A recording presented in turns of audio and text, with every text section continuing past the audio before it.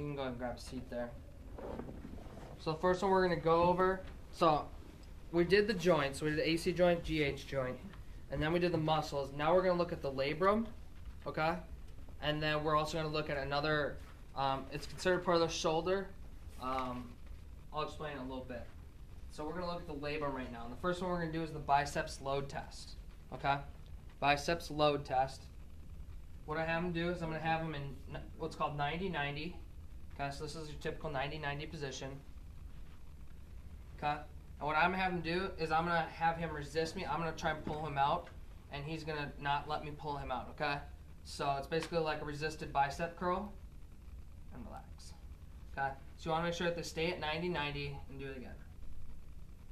Okay, so you drop down a little bit. But what we're looking for is we're looking for pain kind of more deeper in the shoulder. So what we're doing is we're testing the long head of the biceps here. Who remembers where the long head of the biceps attaches? That's the short head. The long head goes up through the intertubercular groove and attaches to the top of the glenoid labrum. Okay? And so if they're getting pain in the deep shoulder, you're suspecting what's called a SLAP lesion, which is a superior lesion to the labrum from anterior to posterior. You can relax. So labrum's more circular or even oval-like. So we're thinking there's a superior lesion from anterior to posterior, okay? So it's right along this part of the labrum, and that's right where the long head of the biceps attaches. And so if you stress that and you make that tense up, it's going to pull that labrum off and really stress that tear. Be really painful.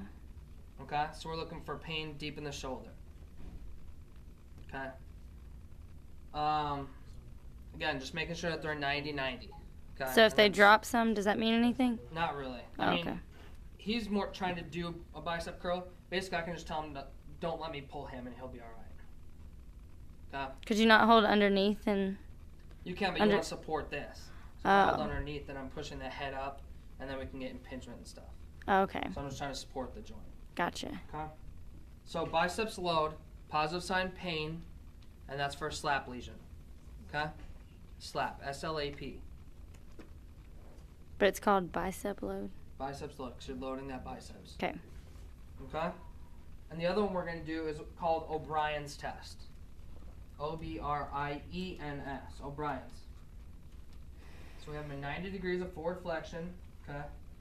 30 to 45 degrees of horizontal abduction. Okay, so we're actually going here, across the body. And then complete and max internal rotation. Okay? So this position right here. And what I'm going to do is I'm going to try and push him down, and he's going to resist me. So I'm pushing him down. Okay? Ask him, is there pain? They may also get some popping or clicking in the shoulder. If that's the case, then I have him go thumb up, and I push down. And then if that goes away, so that's not painful, or they don't get any clicking or popping, then that's going to be a positive sign, okay? So relief of the symptoms with the thumb up as compared to thumb down is a positive sign. Got it. Okay? So you only test if there's pain with a thumb down first? Yeah. Yep. So you always start with the maximal internal rotation, okay? And then you test them. If they have pain or popping or anything, then you test them thumb up. And if that goes away, then you're thinking SLAP lesion again. Okay? What if there's pain with both? Does that happen? It can, but it shouldn't. Okay. So then there could be other factors too. Got it. All right? So those are the two for the labrum that we're going to do. Okay? So the biceps load and the O'Brien's. The last ones are testing for thoracic outlet syndrome. Okay? Thoracic outlet syndrome. TOC.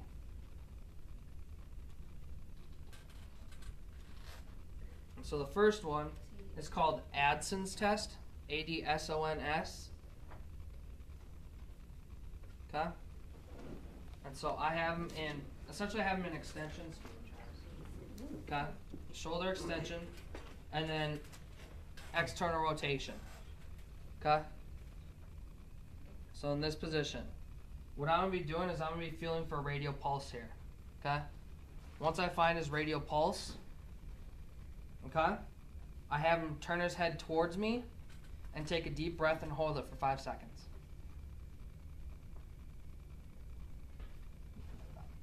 Okay. So if and when he takes that deep breath, if the radial pulse goes away, that's the positive sign. Okay? So a positive sign is a diminished or absent radial pulse, and that's positive for thoracic outlet syndrome. Okay? Wait, is it 5 or 8 seconds? 5. You'll know long before the 5 seconds is up, but I don't want to make people hold their breath for 8, 10 seconds. Adson's, A-D-S-O-N-S.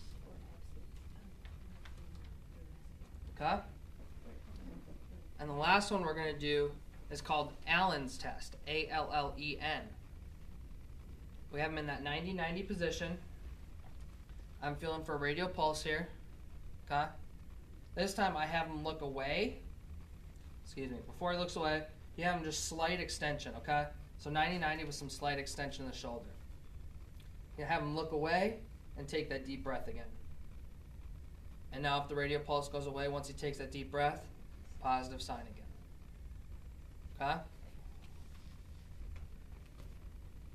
And it's So testing Adson's, you turn the head towards the side. Allen's, you're turning away. I'm positive for what? Thoracic outlet syndrome. Thoracic.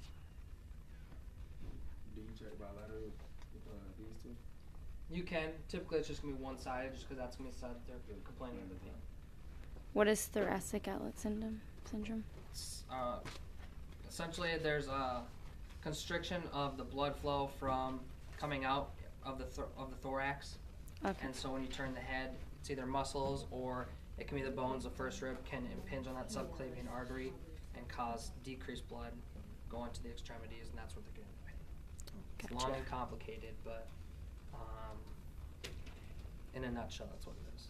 Got it. Okay. That's all. All right, so test the 2 labrums, so the biceps load and the O'Briens, and test the 2 thoracic outlet syndromes.